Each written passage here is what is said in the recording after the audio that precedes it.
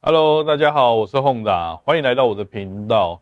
我们今天又来跟大家开箱了，开箱的是牛耳最新推出来的近摄镜片这个东西。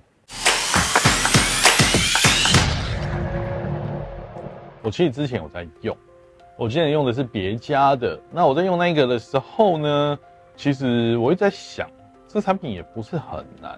那有没有其他厂商推出一个比较新的？因为前面那一款的问题在于它真的蛮旧了，也有一段时间了，但是它真的蛮好用，我认真说。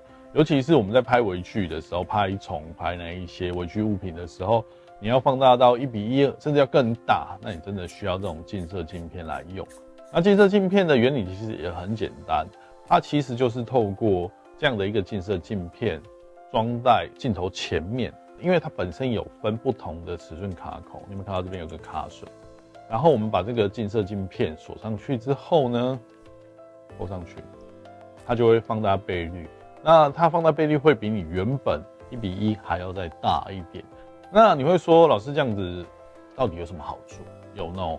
你今天拍的时候，你要可以贴虫贴得更近，然后贴得更近的状态下，你可以得到一个效果，就是你的拍照的细节会越多，然后拍到细节越多呢，看起来就越细致，几乎快接近显微镜的感觉的那种画面。我们把它装上去。那你在拍这种微距的时候，其实有3个东西是必须要的，应该说4个啦，4个东西是必须要的。最基本盘是3个，那有4个东西会更好。第一个就是相机，然后第二个是微距镜头。本身微距镜头的好处是在于说，你使用微距镜头的时候，它本身放大倍率够，你就可以拍很近的环节。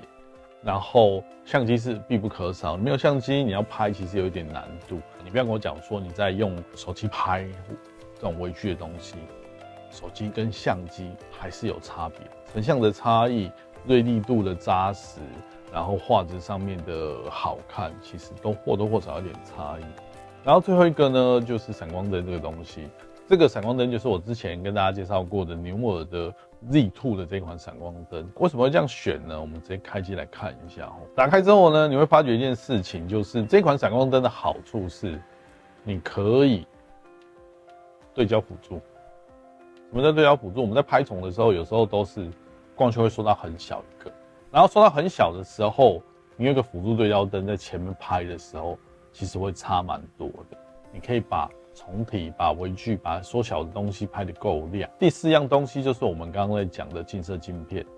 那近摄镜片我们在用的时候，这段时间我使用下来心得就是，第一个，它比之前别的品牌的产品通透度更加通透。其他产品在放大的时候，通常都会面临到一个状况，就是你在放大的过程中，其实你根本不需要放大这么大。为什么不需要放大那么大呢？因为它的边角画质没这么好啊，我会觉得这一款的边角画质跟中央画质其实是差不多的。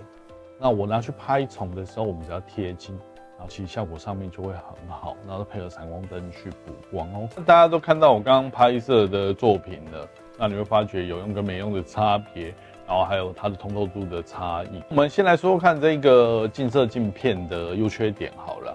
第一个，价钱上面不是很贵。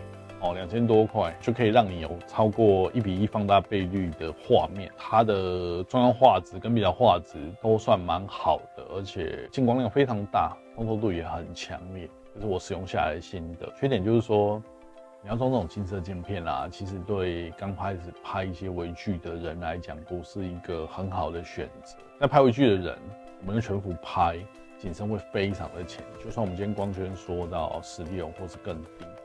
其实有时候还是很浅，那已经很浅的状态下，你又放大这种近摄镜片把它放大到1:1以上，你会发觉哇，这个几乎是浅景深的这个已经快对不到焦了。那在这种状态下，不是一个对新手很友好，然后对焦也不是很友善的环境。但是因为可以放得够大，对于喜欢拍虫拍微距的人来讲，这个是绝对值得而且喜欢的。那价钱上面也不会太贵，2000多块，其实大家有兴趣都可以去买这是我跟大家分享的优缺点。那我们今天开箱就到这边了。如果你喜欢我的频道，记得帮我点赞、订阅，还要开启小铃铛。感谢各位，拜拜。